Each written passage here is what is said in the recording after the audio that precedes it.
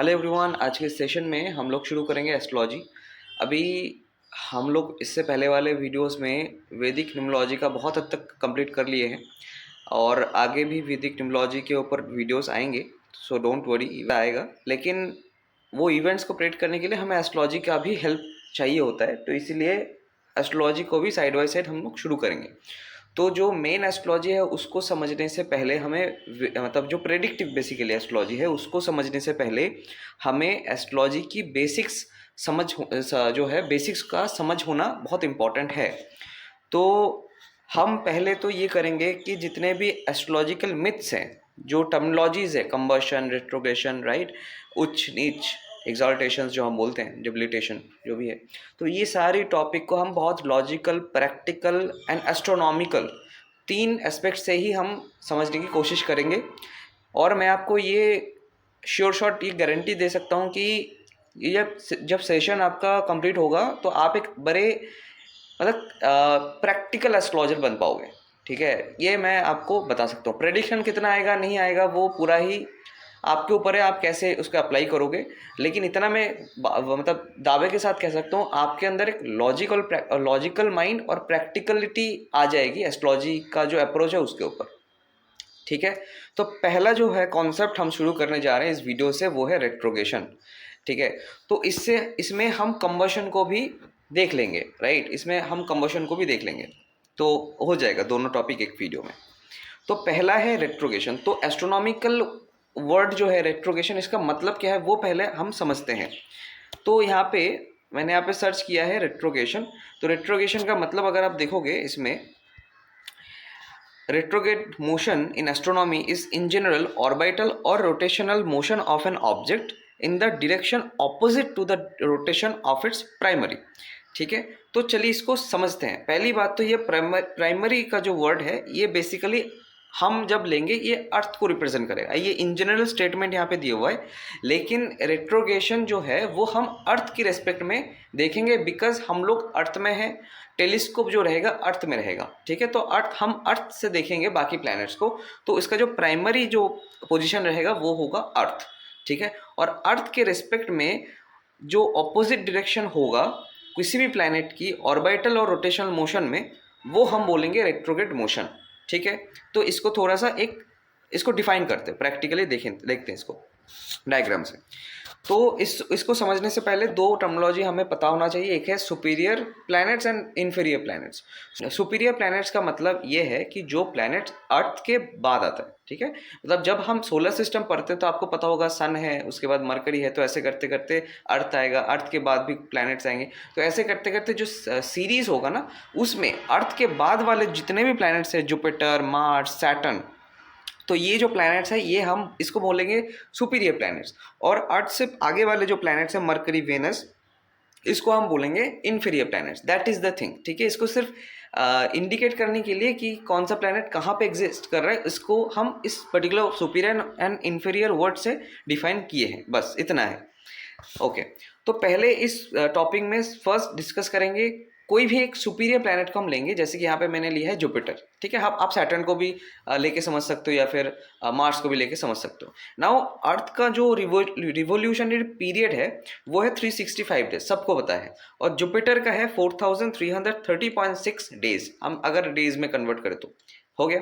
तो बेसिकली इसमें दिख क्या रहा है कि अगर अर्थ की इंडिविजुअल जो मोशन है और जुपिटर का कंपेयर करें तो इसमें earth fast moving planet as compare to Jupiter. Jupiter बहुत स्लो मूविंग प्लैनेट है। ठीक है, तो अभी आप यहाँ पे देखोगे, आप ध्यान से समझना।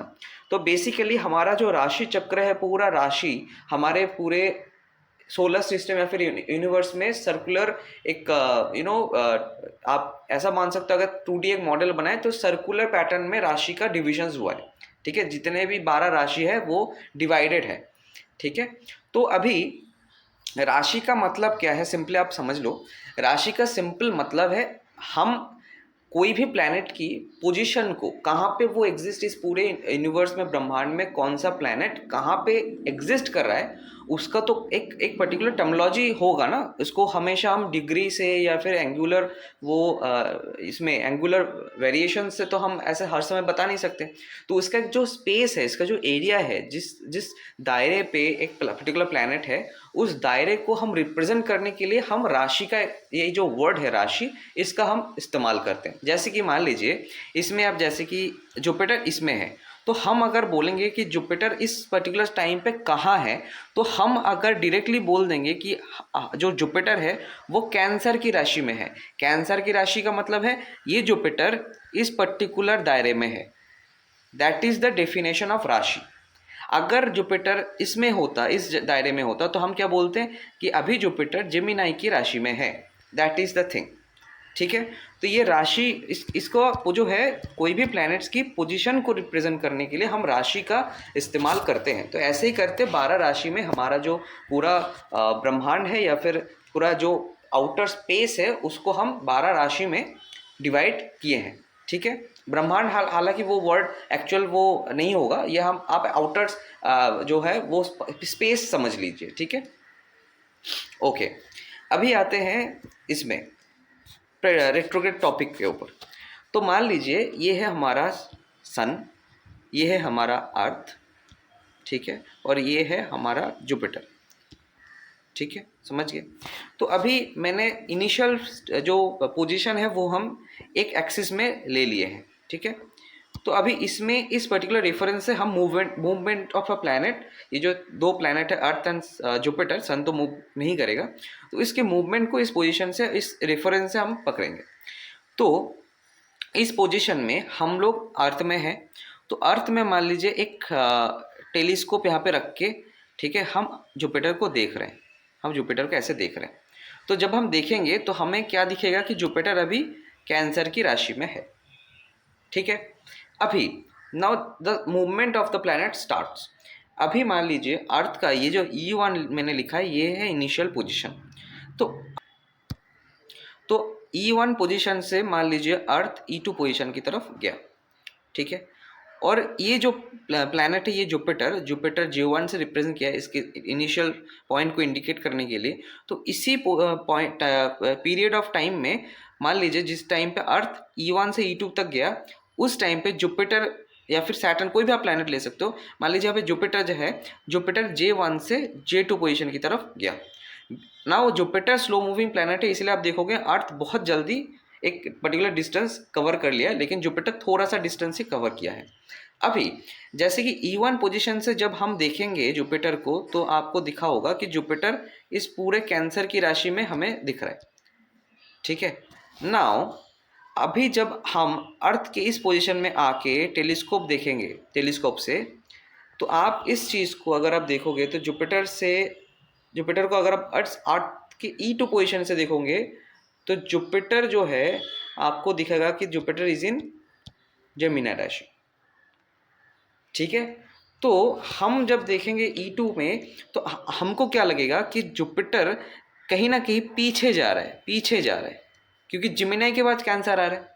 लेकिन हम जब E2 पोजीशन से, E1 से जब E2 में जाएंगे और E2 से टेलीस्कोप लेके देखेंगे, तो हमको Jupiter with respect to that particular position, ठीक है, अगर हम रिलेटिव के हिसाब से बात करें, तो E2 अर्थ का जो E2 पोजीशन से अगर हम J2 मतलब जुपिटर का जो J2 पोजीशन को अगर हम देखेंगे और राशि के अनुसार देखेंगे, तो हमको दिखेगा कि पहले जो कैंसर में दिख रहा था जुपिटर, अभी E2 पोजीशन से जब हम देखेंगे तो जुपिटर जो मूवमेंट हुआ वो कहीं ना कहीं हमको अभी दिख रहा है जेमिनी पोजीशन में ना। जेमिनी कैंसर का आगे वाला राशि है, राइट। तो कहीं ना कहीं हमें ये दिखेगा कि जुपिटर पीछे जा रहा है, इट इज मूविंग बैकवर्ड, ये हमें ऐसा लगेगा, लेकिन जाएगा ये सामने ही, because as you can see Jupiter सामने ही जा रहा है।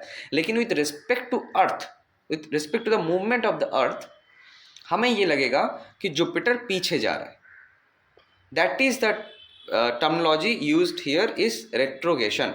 इसमें हम बोलेंगे कि जुपिटर रेट्रोग्रेड हो रहा है। और ये जो रेट्रोग्रेड वाला टर्मिनोलॉजी है, ये किसी पर्टिकुलर रेस्पेक्ट के ऊपर डिपेंड करता है कि किस जगह पे रह के हम वो चीज़ का डिफाइन कर रहे हैं, उस मोशन को आप डिफाइन कर रहे हैं, उस रिस्पेक्ट में हम ये टर्मिनोलॉजी रेट्रोग्रेशन यूज़ करेंगे। ठीक है, समझ गया।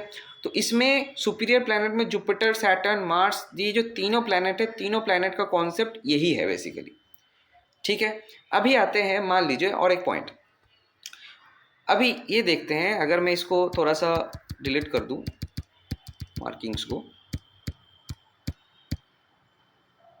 ठीक है, तो आप देखोगे, मान लीजिए अभी एक ऐसा पोजीशन है जहाँ पे एक तो है इस तरफ जुपिटर होना, दूसरा है मान लीजिए जुपिटर इस तरफ है। ठीक है, तो हम इस पोजीशन को देखेंगे, तो इसमें क्या है, E1 इस पर्टिकुलर सेम एक्सिस में है, सन यहाँ पे है, जुपिटर का इनिशियल पोजीशन जो है इसमें है। ठीक है, अभी ये हम इनिशियल पोजीशन मान लेते हैं। नाउ अब अगर आप देखोगे कि सन के ऑपोजिट डायरेक्शन में जब जुपिटर हैगा, तो जुपिटर किस तरफ मूव करेगा, इस तरफ, राइट, और अर्थ इस पोजीशन से किस पोजीशन में मूव करेगा, इस तरफ, तो सेम है। तो इसमें अगर देखेंगे, मान लीजिए E1 से अर्थ E2 की तरफ जब जाएगा, E2 की तरफ जब चला गया, उस पीरियड ऑफ टाइम में J3 से, मतलब J3 का जो जुपिटर का पोजीशन है उससे J4 की पोजीशन में जुपिटर मान लीजिए आ गया। ठीक है, तो अभी इनिशियल पोजीशन में अगर हम E1 पोजीशन से जुपिटर को देखेंगे, तो J3 का पोजीशन हमें दिखेगा कैप्रिकॉर्न में, दिख रहा है कैप्रिकॉर्न, तो कैप्रिकॉर्न में दिखेगा। ठीक है, लेकिन जब E2 के पोजीशन में, E2 के पोजीशन से अर्थ में टेलीस्कोप लगा के हम देखेंगे, उस पोजीशन से जब J3 से J4 के पोजीशन में जुपिटर आएगा, तब हमें दिखेगा कि जो है जुपिटर हमारा एक्यूरियस राशि में चला गया है।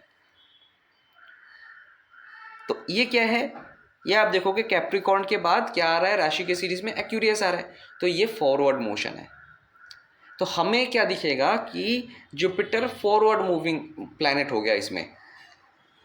ठीक है, तो ये जो बैक, और दोनों ही विथ रिस्पेक्ट टू अर्थ ही हो रहा है, retrogression with respect to earth ही हो रहा है, क्योंकि हमें टेलीस्कोप से अर्थ में जब हम अर्थ में टेलीस्कोप लगा के देख रहे हैं, तो जुपिटर ऐसा लग रहा है इस वाले पोजीशन में कि जुपिटर पीछे जा रहा है, क्योंकि राशि कैंसर से ये जेमिनाई में दिख रहा है। तो कहीं ना कहीं राशि तो जेमिनाई के बाद कैंसर आता है, तो कैंसर तो बाद में आता है, तो लेकिन जा कहाँ रहा है, जेमिनाई पे, तो पिछले वाले राशि में जा रहा है, ऐसा हमें देखने को मिलेगा। तो इस कॉन्सेप्ट को हम रेट्रोग्रेशन बोलते हैं। लेकिन इस वाले पोजीशन में जुपिटर कहाँ पे जा रहा है, आगे वाले जा रहा है, तो इसमें हम फॉरवर्ड मोशन बोल देंगे। ठीक है, तो ये पोजीशन हमें ध्यान रखना है, मतलब इससे हम कुंडली में भी देख पाएंगे कि जैसे कि अगर हम कुंडली भी बनाएंगे ना, तो आपको दिखेगा, मान लीजिए यहाँ पे सन है, और इस ये जो वाला बिंदु तो अर्थ माना जाता है। ठीक है, ये वाला जो बिंदु है ये अर्थ माना जाता है। अभी आप देखोगे जब जुपिटर इस वाले पोजीशन में रहता है ना, कोई भी, मतलब इस वाले पोजीशन के मतलब कि सन से 7th राशि में, ठीक है, तो आप देखोगे जुपिटर हमेशा इस पोजीशन में रेट्रो होता है। अब ये देखने को मिल जाएगा आपको, क्योंकि जुपिटर इस वाले पोजीशन में कहाँ पे है, इस वाला, इसमें कहीं पे है, इस जगह पे है कहीं पे। ठीक है, समझ गए। तो ऐसे हमें बेसिकली इसको कुंडली के ऊपर बिठाना पड़ेगा। ठीक है, ये आपको समझ में आ गया होगा, ये बहुत इजी तरीके से, इससे मतलब इससे इजी और समझना थोड़ा सा मुश्किल हो जाएगा, राइट। तो ये बहुत ही जितना हो सके मैं सिंपल वे में समझाने की कोशिश किया। अभी मैं ये चीज़ क्यों समझा रहा हूँ, ये इंपॉर्टेंट है। ये इंपॉर्टेंट इसीलिए है कि एज एन एस्ट्रोलॉजर आपको सिर्फ, मतलब ऐसा नहीं कि आप कोई भी कुछ भी बोल रहे हैं, आपको रेट्रोगेट होना मतलब प्लैनेट्स की स्ट्रेंथ बढ़ जाना, ठीक है, वो वगैरह वगैरह, वो हम क्लियर करेंगे लास्ट में। तो ऐसा नहीं कि आप सिर्फ इसके ऊपर ही डिपेंड हो, आपको ये भी समझना पड़ेगा रेट्रोग्रेशन का मतलब क्या है, रेट्रोग्रेशन क्या हो रहा है एस्ट्रोनॉमिकली, इसका मतलब क्या है। ठीक है, तो एक एस्ट्रोलॉजर को हमेशा एक एस्ट्रोनॉमी की बेसिक्स का ध्यान होना चाहिए, अदरवाइज अब astrologer can't be practical in his approach. ठीक है, तो ये क्या है पहला बात। अभी दूसरे केस में हम देखेंगे इन्फीरियर प्लैनेट्स। ठीक है, तो उसमें आगे इन्फीरियर प्लैनेट्स, तो हम इसमें वेनस को लिया है। ठीक है, हम आप मरकरी को भी ले सकते हैं। तो आपको यहाँ पे देखने को मिलेगा अर्थ का, तो मैंने पहले ही बताया एक रिवोल्यूशन में 365 वो लेता है, और वेनस जो लेता है 225 डेज लेता है। तो कहीं ना कहीं वेनस फास्ट मूविंग प्लैनेट है अर्थ से। ठीक है, तो सिमिलर वे में इस वाले पोजीशन में, तो मैंने कहा था कि इंफीरियर प्लेसमेंट मतलब सन और अर्थ के बीच में, मतलब अर्थ से पहले वाले प्लैनेट्स, ठीक है, तो इसमें आएगा। तो अभी मान लीजिए ये सेम सिमिलर एक्सिस में हम लिए हैं 3 प्लैनेट्स को, इनिशियल जो पोजीशन है वो हम इस एक्सिस में ही लिए हैं। तो मान लीजिए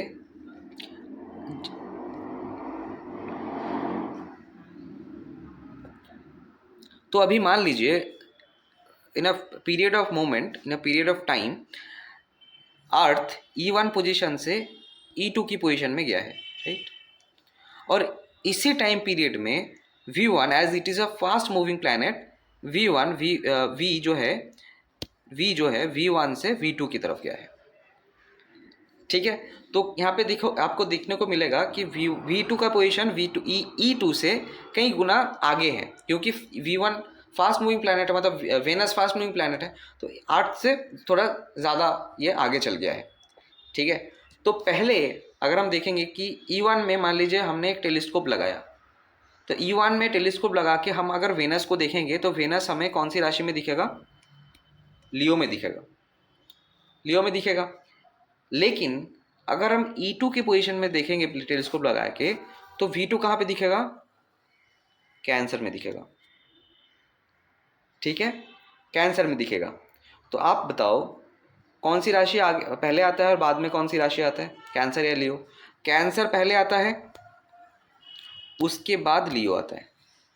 तो आप देखोगे यहाँ पे क्या देखने को मिला, E1 से जब हम V1 की पोजीशन को देखेंगे तो हमें दिखेगा ये तो लियो में है, वेनस तो लियो में है, शुक्र तो लियो में है। लेकिन एक आफ्टर सम टाइम, ठीक है, after some period of time, जब V1 से जो अर्थ है E2 की पोजीशन में जाएगा, उस पीरियड में भी वेनस, अगर हम उसकी सिर्फ उसकी मोशन, अगर रिलेटिविटी को ना ले, सिर्फ उसकी डायरेक्शन और मोशन को देखेंगे, तो V2 तो आगे ही जा रहा है, ये सुनो, V2 तो moving, it is moving forward. लेकिन जब हम अर्थ की रिस्पेक्ट से देखेंगे, अर्थ की इस पोजीशन की रिस्पेक्ट से देखेंगे, तो V2 को आप देखोगे, V2 कहाँ पे है? V2 कैंसर में दिखेगा आपको। तो कैंसर क्या है? कैंसर आगे वाला राशि है। तो इस केस में हम क्या बोलेंगे? This is the concept, here you can apply the concept of retrogation. इसको हम बोलेंगे रेट्रोगेट हो जाना। तो हमें V2 का पोजीशन हमें ये बोल सकते हैं इसमें कि वेनस जो है इस वाले मोमेंट में रेट्रोगेट हो गया विथ रिस्पेक्ट टू अर्थ, ठीक है। तो ये है सिमिलर वे में। अगर हम मान लीजिए यहाँ पे थोड़ा सा ये सब डिलीट कर देते हैं जो दाग वगैरह है। अभी मान लीजिए सिमिलर एक्सिस में अर्थ जो है यहाँ पे है और वेनस जो है यहाँ पे है इनिशियल पॉइंट में, ठीक है। तो इनिशियल पॉइंट में अगर आप देखोगे तो सिमिलर वे में अर्थ हमें कहाँ पे दिखेगा? लियो में दिखेगा। But after some time E1 E2 के मान लीजिए सेम जो है मोशन लिया और E2 की पोजीशन में गया, और मतलब वेनस भी V3 से V4 की पोजीशन में आएगा। तो अभी हम अगर E2 से टेलीस्कोप लगा के V4 को देखेंगे, मतलब V4 पोजीशन को देखेंगे V3 से, तो हमें क्या दिखेगा? V4 कहाँ पे है? वर्गों में। तो ये वाला पोजीशन क्या बोलेंगे हम? It is moving forward. तो ये फॉरवर्ड मोशन हो गया, ठीक है। और लेकिन ये जब हम V3 से V4 देखेंगे, इसको हम बोलेंगे फॉरवर्ड मोशन हो रहा है, और V1 से जब V2 में जाएगा तो ये क्या होगा? With respect to earth, retrogression. ये फॉरवर्ड मोशन जो है ना, इसको हम अतिचारी भी बोलते हैं, ठीक है, कॉन्सेप्ट के अनुसार, ठीक है। तो ऐसा है। तो रेट्रोगेशन का जो कॉन्सेप्ट है वो इतना तक ही है। रेट्रोगेशन इज द वर्ड, ये एस्ट्रोनॉमिकल वर्ड है जो हम एक प्लैनेट की direction of motion with respect to earth हम जब बताने की कोशिश करते हैं, वो हम उसको बताने के लिए, उसको डिफाइन करने के लिए हम ये वर्ड रेट्रोग्रेशन जो है या फिर रेट्रोगेट होना, ये हम यूज़ करते हैं। इसका कोई फल देने में, एस्ट्रोलॉजिकल प्रेडिक्शन देने में कोई ज़्यादा इम्पोर्टेंस नहीं है, ये आप ध्यान रखना। ये सिर्फ एस्ट्रोनॉमिकल एक वर्ड है जिसमें हम इस पर्टिकुलर फिनोमेना को रिप्रेजेंट करते हैं, ठीक है। ऐसा नहीं है, आप देखोगे ये कॉन्सेप्ट है मार्केट में कि कोई भी प्लैनेट अगर रेट्रोगेट हो रहा है उसका स्ट्रेंथ बहुत ज़्यादा हो रहा है, एक्सेप्ट सैटर्न। अभी आप यहाँ पे देखोगे एक्सेप्ट सैटर्न, तो सैटर्न क्या गलती कर लिया भाई? सैटर्न सैटर्न अगर रेट्रोग्रेड होता है इसका माना जाता है कि सैटर्न वीक हो गया, उसका स्ट्रेंथ कम हो गया, ये माना जाता है, कॉन्सेप्ट है ये बेसिकली। लेकिन ऐसा कुछ नहीं है। जब आप 100 से 200 चार्ट लगाओगे ना, उसमें जब आप सिर्फ सिर्फ पर्टिकुलर रेट्रोग्रेशन के कॉन्सेप्ट के ऊपर जाओगे तो आपको देखने को मिलेगा कुछ चार्ट में रेट्रोग्रेशन कॉन्सेप्ट लग रहा है, कुछ चार्ट में रेट्रोग्रेशन कॉन्सेप्ट नहीं लग रहा है। तो उसमें आपको, तो नॉर्मली वैदिक एस्ट्रोलॉजी में होता क्या है ना, मान लीजिए कोई भी क्लाइंट आया है आपको, आप आके बता रहा है कि सर मुझे जॉब नहीं लग रहा है, तो आप क्या करोगे? 10th हाउस 6th हाउस यही देखोगे, तो उसमें कुछ ना कुछ आपको नेगेटिविटी मिल जाएगा। या तो आपको देखने को मिलेगा कंबस्ट होके पड़ा है कोई प्लैनेट, या तो आप देखोगे वहाँ पे रेट्रोग्रेड होके कोई प्लैनेट वहाँ पे हुआ है, या तो कोई उच्च नीच का है, ठीक है। तो आप उस टाइम पे एक मेंटल साइकोलॉजी या फिर जो ह्यूमन साइकोलॉजी के हिसाब से ना आप उसमें नेगेटिविटी को ढूंढने की कोशिश करोगे, तो आपका फोकस कहाँ पे जाएगा? नेगेटिविटी में ही सिर्फ। लेकिन आप बाकी के चार्ट को, आप बाकी की इवेंट को नहीं देखोगे इस टाइम पे। वो जॉब का पूछ रहे तो आप जॉब में ही फोकस करोगे। तो अभी वो अगर बोलता है कि सर मेरा, आप अगर उसको पूछोगे मैरिड लाइफ कैसा जा रहा है, वो बोलेगा अच्छा जा रहा है, तो उसमें आपका साइकोलॉजिकल क्या हो जाए, तो आप क्या ढूंढोगे? अच्छे चीज़ों को ढूंढोगे उस टाइम पे। उस टाइम पे आपका गलती क्या होगा ना, हो सकता है 7th हाउस में भी रेट्रोग्रेड होकर कोई प्लैनेट बैठा है, लेकिन वो जैसे कि बोला है ना अच्छा जा रहा है, तो आप उसमें क्या करोगे? अच्छा कॉम्बिनेशन ढूंढने की कोशिश करोगे 7th हाउस के रिलेटेड या फिर जो 5th हाउस से रिलेटेड, आप अच्छे कॉम्बिनेशन ढूंढना स्टार्ट करोगे। तो आपको क्या नोटिस होगा? अच्छे कॉम्बिनेशन। तो आप उससे उसको डिफाइन कर दोगे कि हाँ यहाँ पे तो ये ऐसा ऐसा है, कोई प्लैनेट मान लीजिए लॉर्ड जो है वो उच्च होके बैठा है कहीं पे, डिविजनल चार्ट्स खोल लोगे तो उसमें भी आपको, मतलब आप अच्छे कॉम्बिनेशन की तरफ जाओगे, ठीक है। उसमें आपको आपको दिखेगा ही नहीं वहाँ पे भी 7th हाउस में रेट्रोग्रेड होके पड़ा है, तो वो कॉन्सेप्ट आपने अप्लाई क्यों नहीं किया उसमें? ये भी आपका क्वेश्चन हो सकता था, लेकिन आपने क्यों नहीं किए? क्योंकि वो बंदा बोल रहा है मेरा अच्छा जा रहा है, तो आपने फोकस कहाँ पे किया? अच्छे कॉम्बिनेशन पे, अच्छे अच्छे कॉन्सेप्ट के ऊपर, थ्योरीज के ऊपर। लेकिन जब वो इंसान बोल रहा है कि नेगेटिव चल रहा है, तो आप कहाँ पे फोकस करोगे? नेगेटिव कॉम्बिनेशन के ऊपर। वहाँ पे तो आपको रेट्रोग्रेशन भी मिलेगा, कंबशन भी मिलेगा, कुछ ना कुछ तो मिल ही जाएगा। लेकिन आप जब अच्छा चल रहा है उस पीरियड में अगर देखो वहाँ पे भी रेट्रोगेशन मिलेगा। आप अगर 100 चार्ट देखोगे कहीं ना कहीं उसमें भी रेट्रोगेशन मिलेगा। लेकिन उस टाइम पे आप अपने आप को क्वेश्चन नहीं करते हो। आप उस टाइम पे क्या करते हो? आप उससे रिलेटेड कुछ अच्छे कॉम्बिनेशन ढूंढने की कोशिश करते हो। अगर लगन चार्ट में नहीं मिल रहा है मून चार्ट जाओगे, मून चार्ट में नहीं मिल रहा तो डिविजनल चार्ट जाओगे, नवम से चल जाओगे, ऐसा करते रहोगे जब तक नहीं मिला। तो आप उसको डिफाइन करने की कोशिश करोगे कि हाँ अच्छा चल रहा है, मतलब ये अच्छा, ये वाला कॉम्बिनेशन अच्छा है इसलिए हुआ है। लेकिन बाकी का रेट्रोगेशन वाला पोजीशन का आपने तो डिफाइन किया ही नहीं, तो वहाँ पे रेट्रोगेशन वाला पोजीशन काम क्यों नहीं किया, या फिर कंबशन पोजीशन काम क्यों नहीं किया? ठीक है। तो रेट्रोगेशन कंबशन अगर आप अप्लाई करोगे तो आप कंफ्यूजन ही होगा आपको, और कुछ नहीं होगा। मैं आपको इतना श्योरिटी के साथ बोल सकता हूँ, इतना श्योरिटी के साथ बोल सकता हूँ ये चीज़। अभी आते हैं कंबशन। ठीक है, कंबशन का सिंपल है, देख लो कंबशन क्या है। अगर मैं पहले वाले स्लाइड पे जाता हूँ ना, इसमें आपको मिल जाएगा। अभी कॉम्बशन क्या है, मान लीजिए इसी पोजीशन को हम देखते हैं। मान लीजिए ये है U1 पोजीशन ऑफ अर्थ, ठीक है, और ये है J3 पोजीशन ऑफ अर्थ। तो इस पोजीशन में जाके ना कोई भी प्लान, मान लीजिए J3 से जब इससे पहले वाला, मान लीजिए यहाँ पे कोई भी एक पोजीशन X ले लेते हैं। तो ये J3 पोजीशन से पहले तो ये Jx में था, तो उसके बाद तो ये आया है कि नहीं। तो जब ये Jx पोजीशन में था तो आपको J दिख रहा था, ठीक है। लेकिन जब ये J3 में आ गया ना, तो J3 में सन की वजह से आपको J3 नहीं दिख रहा है। अर्थ से J3 का पोजीशन या फिर जुपिटर का पोजीशन नहीं दिख रहा है, कहीं ना कहीं इसके पीछे चला गया, जुपिटर के पीछे। तो ये वाले पोजीशन को हम बोलते हैं जुपिटर कंबस्ट हो गया। कंबशन का मतलब ये नहीं कि वो जल के एकदम तहस हो गया, वो ऐसा नहीं है। जो कंबशन का मतलब है जुपिटर अभी सन के पीछे चला गया, जिसके कारण हम जुपिटर को देख पे नहीं पा रहे। That is known as combustion, ठीक है। तो ये बेसिकली कॉम्बशन का पॉइंट है और कुछ नहीं है इसमें। ऐसा नहीं कि जुपिटर का क्वालिटी खत्म, कोई भी प्लैनेट की कभी भी कोई भी क्वालिटीज खत्म नहीं हो सकता है। कोई भी क्वालिटी वो देगा ही देगा अपने इफेक्ट, ठीक है। तो ये आप ध्यान रखना, कंबशन भी एक ऐसा कॉन्सेप्ट है जो प्रेडिक्शन में कोई काम नहीं आएगा आपको। मैंने वो बताया ना कि फोकस आपको उस टाइम पे चला जाएगा जिस टाइम पे मतलब वो नेगेटिव बातें करेगा क्लाइंट आके कि मेरा यहाँ पे सही नहीं हो रहा है। तो आप क्या करोगे, वहाँ पे वो कंबशन, जितने भी एस्ट्रोलॉजिकल नेगेटिव कॉन्सेप्ट्स हैं ना, वहाँ पे आप अप्लाई करना स्टार्ट करोगे तो एक तो लग ही जाएगा। लेकिन जब बोलेगा कि कोई पर्टिकुलर इवेंट अच्छा जा रहा है तो उसमें आप वो चीज़ देखोगे ही नहीं, कंबशन है, रेट्रोगेशन है, आप क्या चले जाओगे, सीधा चले जाओगे राजयोग की तरफ, सीधा चले जाओगे उच्च की तरफ, उच्च के कॉन्सेप्ट। आप ये प्रैक्टिकली देखना, आपके साइकोलॉजिकल उसमें ही जाएगा जहाँ पे पॉजिटिविटी का थ्योरीज है, जहाँ पे अच्छा हो रहा है वहाँ पे आप positive combinations, positive theories astrology के लगाओगे, तो उसमें आप नेगेटिव का आप इग्नोर ही कर दोगे। अगर दिख भी रहा है रेट्रोग्रेड हो रहा है तो आप उसको भी ओवरकम करके ये बताओगे अच्छा रेट्रोग्रेड तो हो रहा है लेकिन उसका तो स्वामी जो है ना अच्छे मैं फ्रेंड राशि में बैठा है इसीलिए, तो ये क्या बात हुआ।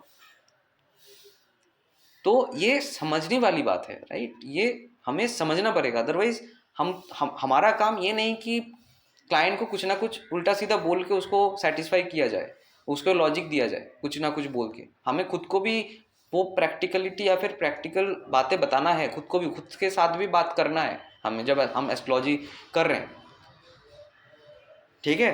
तो दैट इज द थिंग। इसके बाद भी बहुत सारे वीडियोस आने वाले हैं, आप सिर्फ देखते रहो कि बहुत सारे ऐसे मिथ्स भी क्लियर हो जाएंगे लॉजिकल और प्रैक्टिकल बातों से ही आपको खुद समझ में आएगा ये चीज़ कि यार हाँ सही है, ठीक है। तो ask yourself while you are predicting और you are giving prediction to someone, ठीक है। तो that is we have clear the topic of retrogation in this video.